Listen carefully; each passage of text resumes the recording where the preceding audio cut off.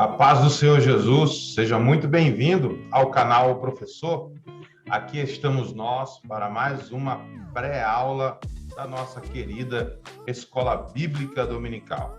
Na pré-aula de hoje, iremos abordar a 13ª lição, que traz por tema Jesus no Pentateuco.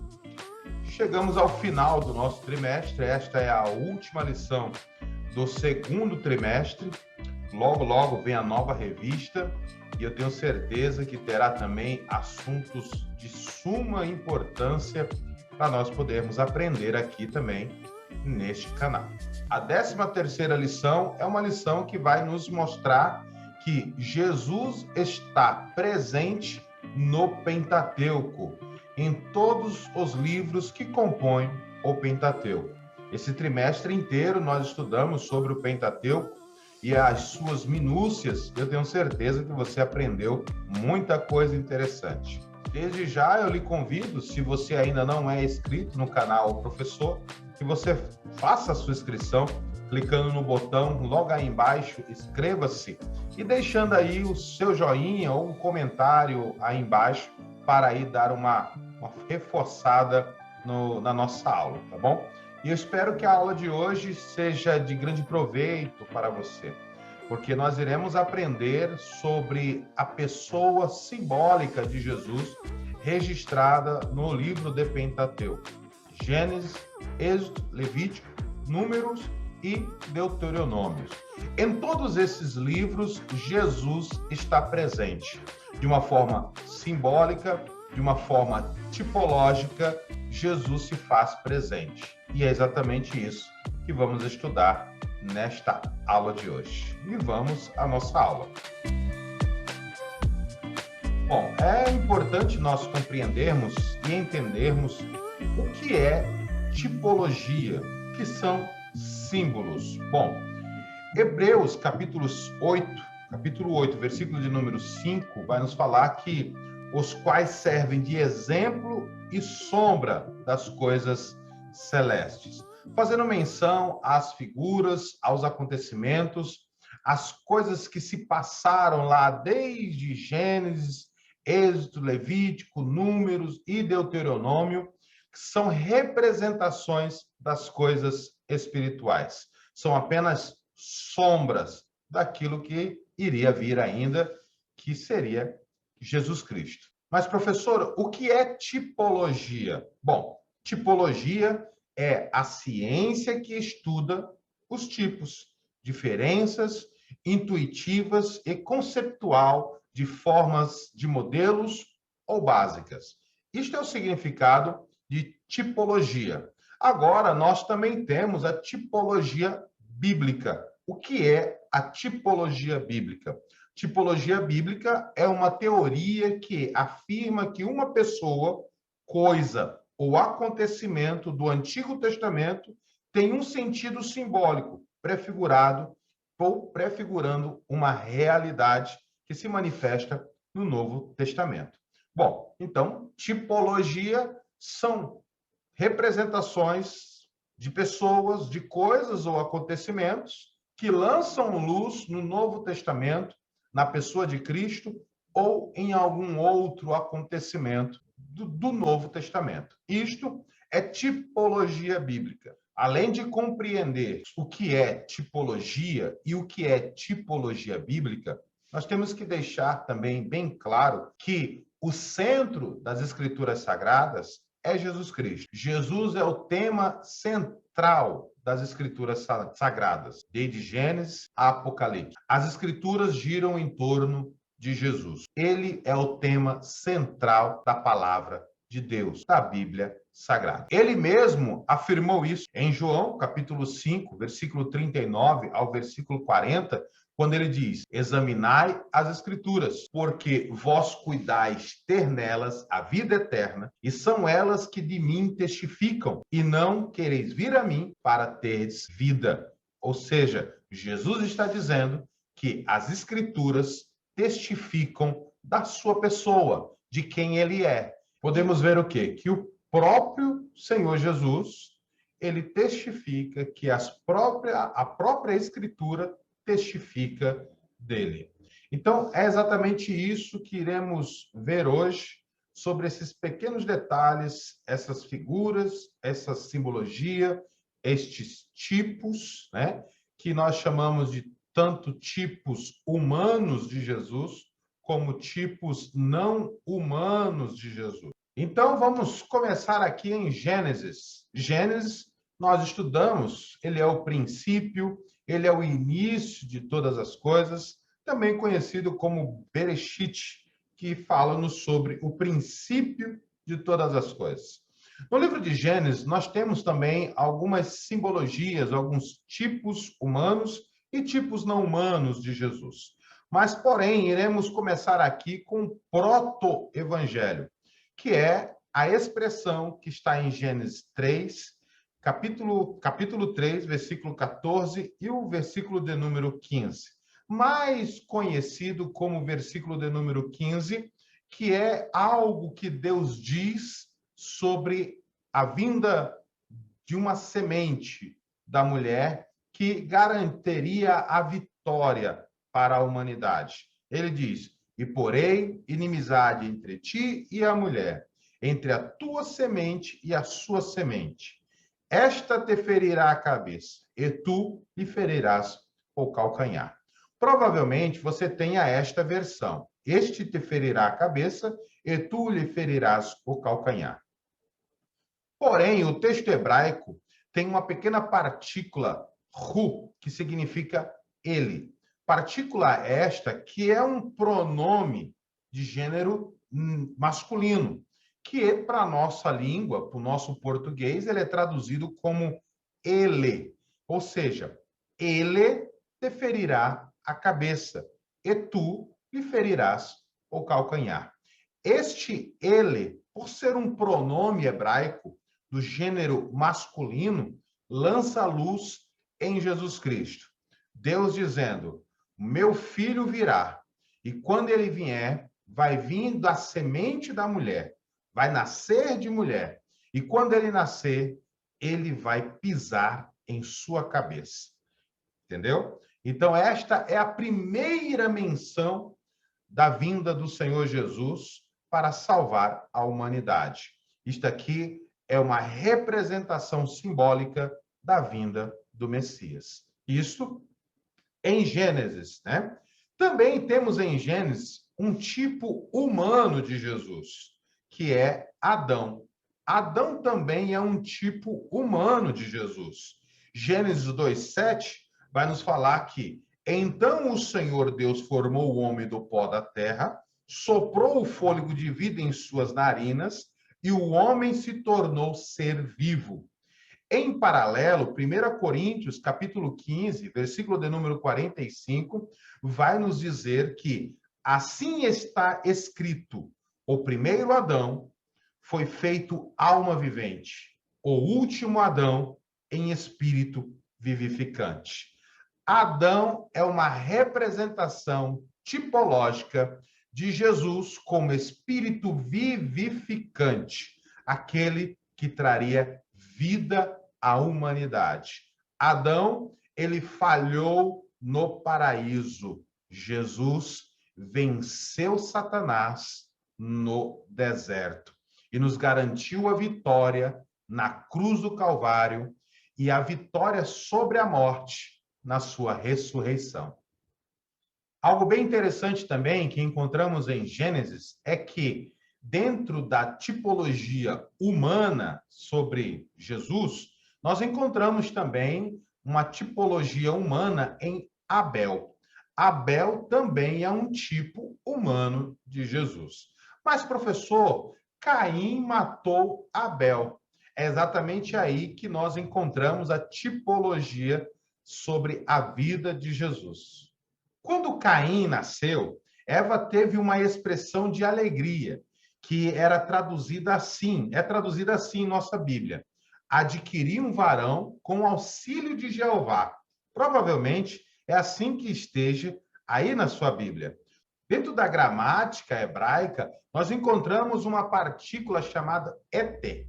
Esta partícula éter, está ligada a fé, né? Ou seja, faz parte de uma única palavra e que não pode ser separada. Mas na nossa versão, ela foi separada com auxílio de Jeová.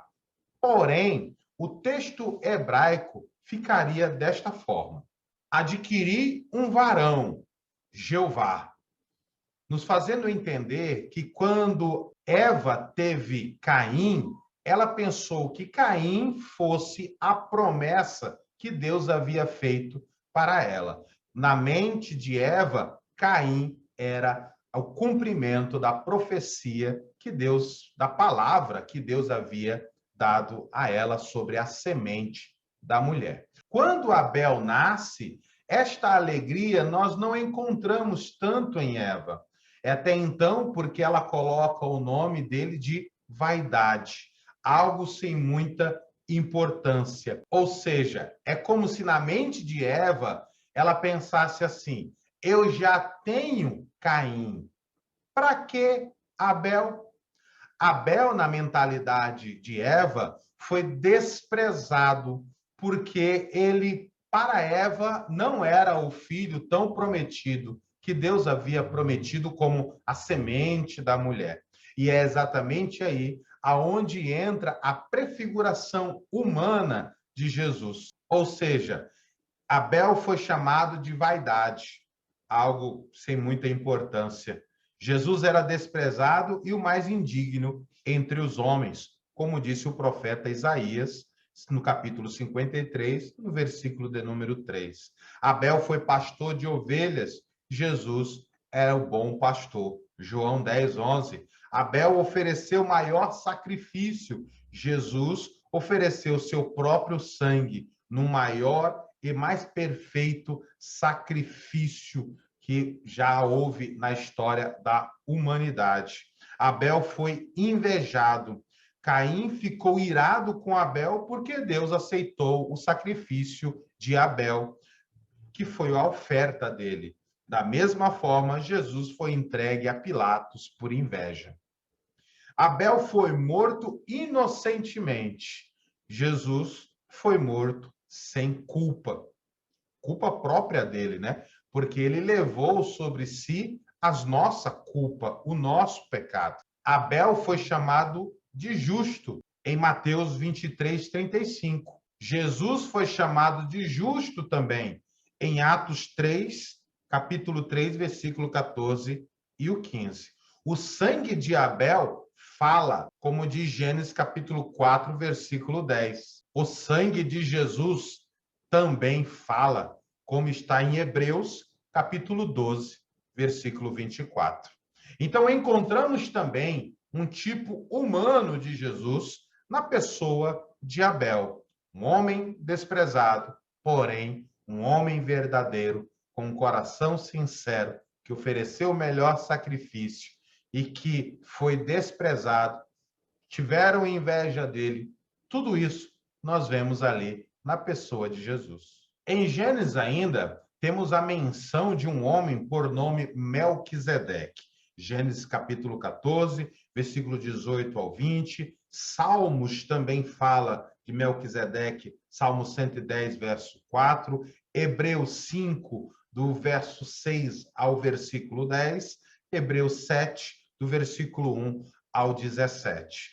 Melquisedeque é uma personagem no Antigo Testamento, no livro de Gênesis, que não tem mãe, não tem genealogia, e é caracterizado um tipo humano do sacerdócio de Jesus. Até porque Jesus, ele é da ordem de Melquisedeque. Melquisedeque foi tão importante que Abraão, ao vencer as guerras, ele deu o dízimo dos despojos das guerras para Melquisedeque, e Melquisedeque o abençoou. Sabemos que abençoar naquele período era algo propício aos sacerdotes, que estendiam as suas mãos ao povo e abençoava o povo. Então foi reconhecido como sacerdote do Deus Altíssimo. Hebreus capítulo de número 7 é redigido para provar que Jesus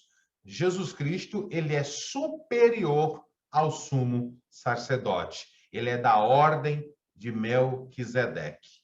Melquisedeque, então, é um tipo humano de Jesus Cristo, no livro de Gênesis. Também podemos colocar aqui Isaac, podemos colocar José, que são tipos humanos de Jesus, que teve as mesmas características, comportamento, promessas, atitudes, foram vítimas de alguma coisa.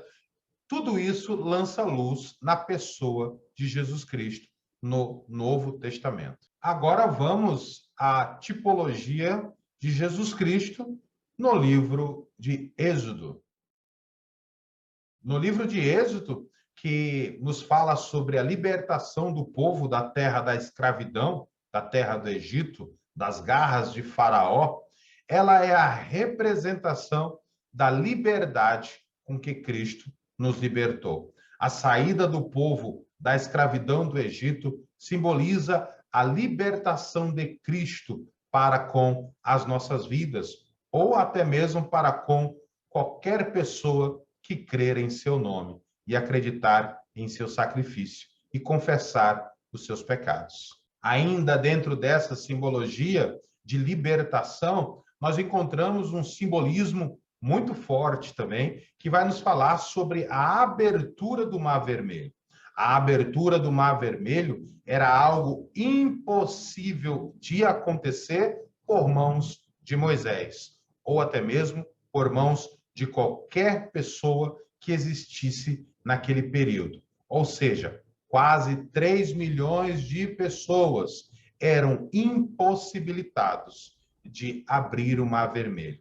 Esta impossibilidade nos faz entender que a salvação é impossível o homem alcançar pelas suas próprias mãos. Foi Deus quem abriu o Mar Vermelho. Quando Deus falou para Moisés estender as mãos, Deus abriu o Mar Vermelho com um vento oriental, que veio de lá da frente para o encontro de Moisés, mostrando que quem abriu o Mar Vermelho para dar salvação e libertação ao povo foi o próprio Deus. Então nós temos esta simbologia tão magnífica, como diz 1 Pedro, capítulo 1, versículo 18 e o versículo 19, e também Salmo 49, verso de número 7 e 8. Como tipo humano de Jesus,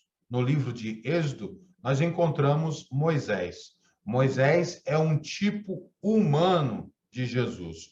Moisés foi ameaçado de morte e preservado por Deus. Jesus também. Dominou a água do mar. Jesus também. Alimentou uma multidão. Jesus também. Teve seu rosto iluminado. Os irmãos estiveram contra ele. Intercedeu pelo povo. Escolheu 70 auxiliares. Esteve a sós com Deus 40 dias em jejum. Andava com 12 tribos. Jesus com 12 apóstolos. Apareceu depois da morte. Jesus também. É bem interessante nós frisarmos que são tipos humanos de Jesus.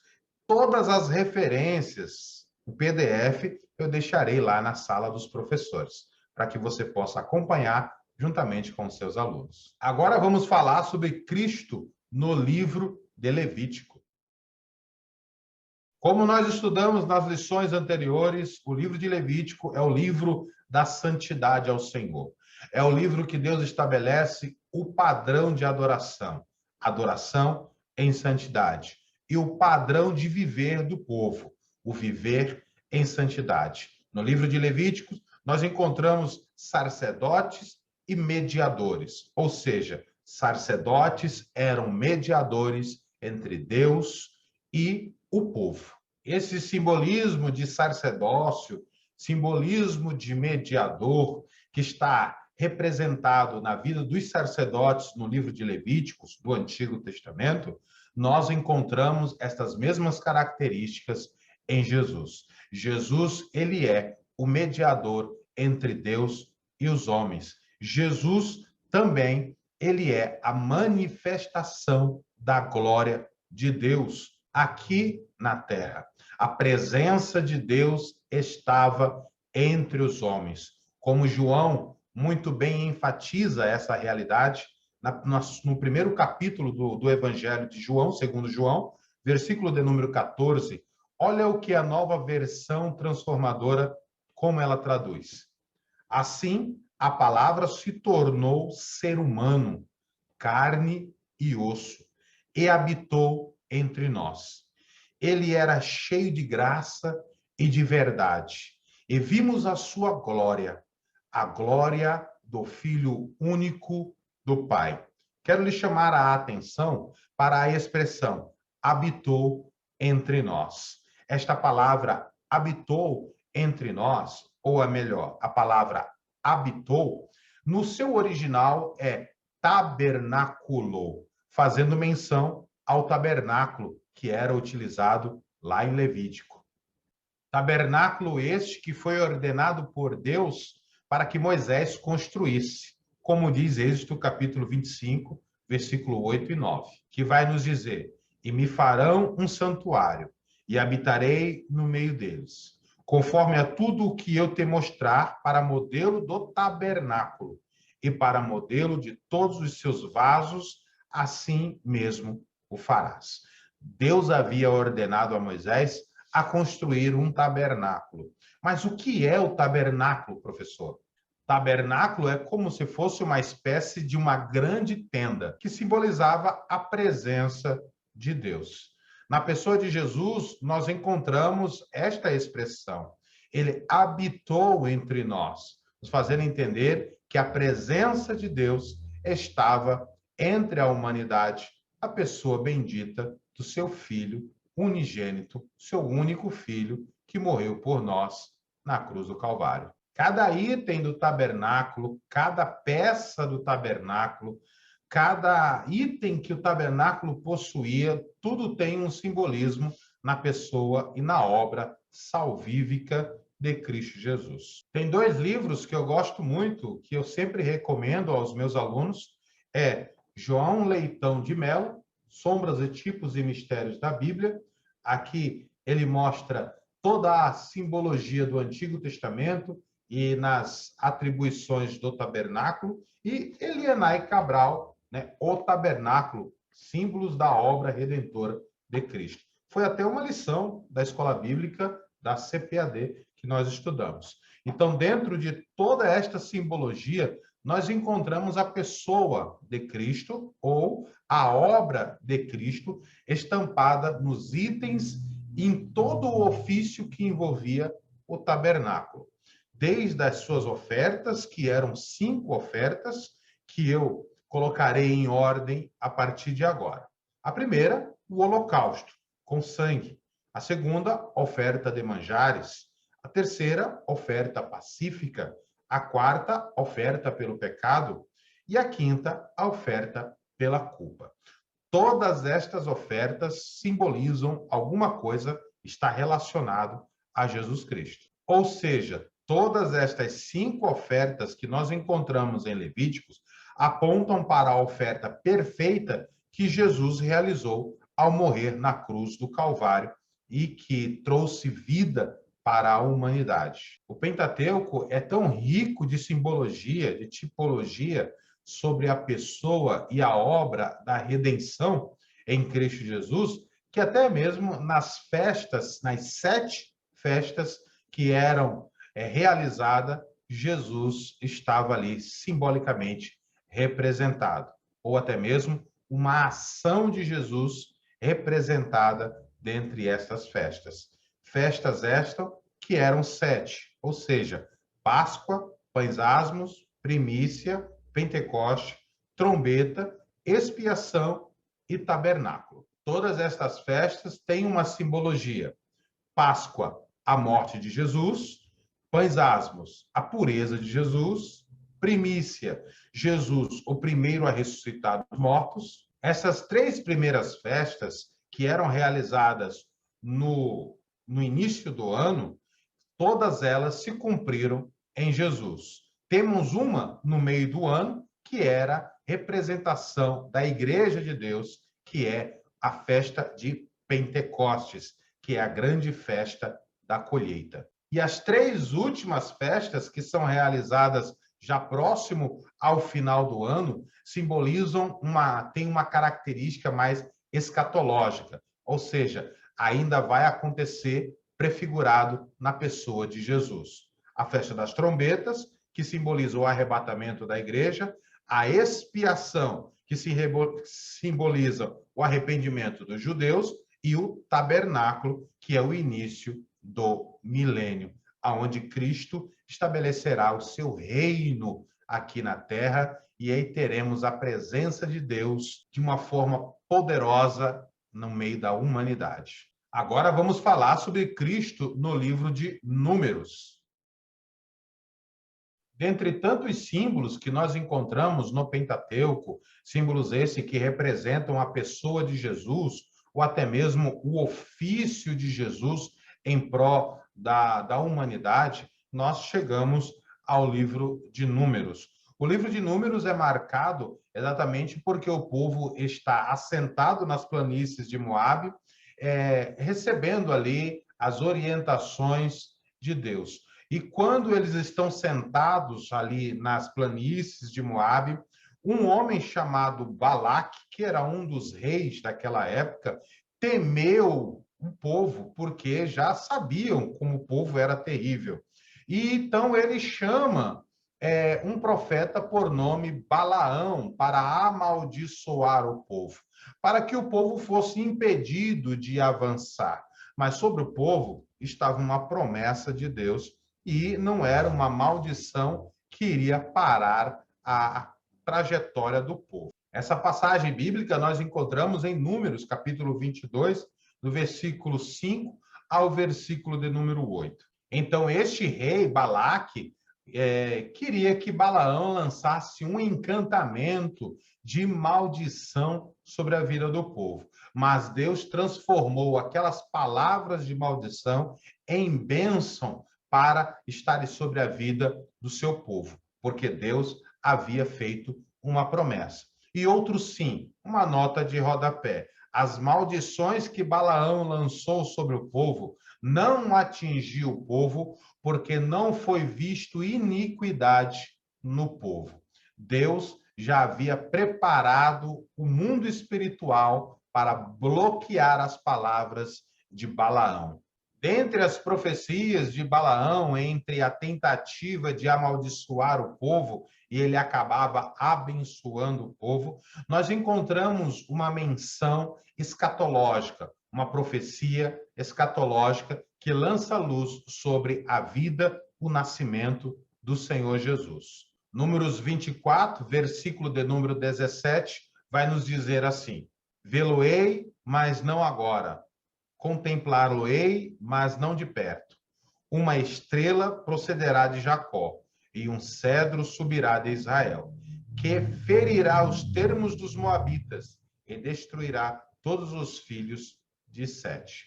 Esta profecia faz menção ao nascimento de Jesus como rei prometido, como Messias prometido. Quando foi no período de Jesus nascer, os irmãos estão lembrados disso, os magos viram uma estrela que os guiou até onde Jesus estava. Mateus capítulo 2, versículo 1 e 2, vai nos dizer assim: e tendo nascido Jesus em Belém da Judéia, no tempo do rei Herodes, eis que uns magos vieram do Oriente a Jerusalém, dizendo: onde está aquele que é nascido rei dos judeus? Porque vimos a sua estrela no Oriente e viemos adorá-lo. Observe que esta profecia de Balaão se cumpre na pessoa de Jesus Cristo, logo no seu nascimento. Esta estrela mencionada por Balaão, que foi inspirado ali no momento da profecia para que ele falasse, como um sinal do nascimento de Jesus, que seria rei e que é rei e continuará sendo rei para todo o sempre. Falaremos agora, por último, sobre Cristo no livro de Deuteronômio. Dentre tantas simbologias sobre a pessoa de Jesus no livro de Deuteronômio, tem uma que mais se destaca. É quando Deus usa o profeta Moisés para mencionar que Deus levantaria um profeta semelhante a ele. Esta fabulosa profecia se cumpre em Jesus Cristo. Jesus é este profeta. E algo bem interessante que esta profecia vai nos deixar bem esclarecido, bem informado, é que uma das características de um verdadeiro profeta é que, além dele falar em nome do Senhor, o que ele falou deverá se cumprir. Isto era o sinal que caracterizava um verdadeiro profeta do Senhor. Deus disse ao povo que o povo estava certo, que eles já não ouviriam mais o Senhor falando através dos trovões, dos relâmpagos, lá no monte, mas queriam que Deus levantasse o profeta. Mas Deus também disse que se o profeta falasse e o povo não atentasse para a voz do profeta, Deus iria requerer do povo. Então, esta profecia se cumpre em Jesus Cristo.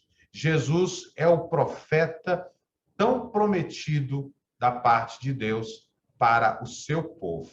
E falando a respeito de falar e se cumprir, tudo que Jesus falou se cumpriu, principalmente a destruição do templo no ano 70, que ele disse: vede tudo isso? Não ficará aqui pedra sobre pedra que não seja derrubado. E brevemente ele voltará, assim como ele também prometeu. E ele disse: não se turbe o vosso coração. Credes em Deus, credes também em mim. Na casa de meu pai há muitas moradas. Se não for assim, eu não vos teria dito. Vou preparar-vos lugar, e quando eu for e vos preparar lugar, voltarei para buscar vocês, para que aonde eu estiver, estejais vós também. Ele prometeu, ele falou que o templo seria destruído. No ano 70, o templo foi destruído. Ele também prometeu em voltar para buscar a sua igreja. E isto está muito perto de acontecer. Existem muitas outras simbologias que nós encontramos no livro do Pentateuco, que é rico em simbologias, tipos sobre a vida de Jesus, o ministério messiânico, a personalidade de Jesus. Mas, infelizmente, nosso tempo aqui é curto e ficamos por aqui. Chegamos ao final do nosso trimestre, já foram 13 lições. E aqui na descrição do vídeo você encontra o link de todas as 12 últimas lições desse trimestre. Espero que você tenha aprendido muita coisa e eu me sinto muito feliz em poder estar contribuindo com você. Está chegando aí o nosso segundo trimestre da Escola Bíblica AD Roraima. E eu lhe convido a vir fazer parte conosco, se inscrevendo nesse canal, nesta pré-aula. Aqui não é a Escola Bíblica, aqui é apenas uma pré-aula da Escola Bíblica. Lá, na sua congregação, você aprende também muito mais com o seu professor. Tá bom, queridos? Que Deus te abençoe. Fique na paz de Cristo Jesus. Compartilhe esta aula com outros professores, com alunos, com obreiros, com toda a sua família, para juntos aprendermos um pouco mais. Fiquemos por aqui e até a próxima aula. Fui!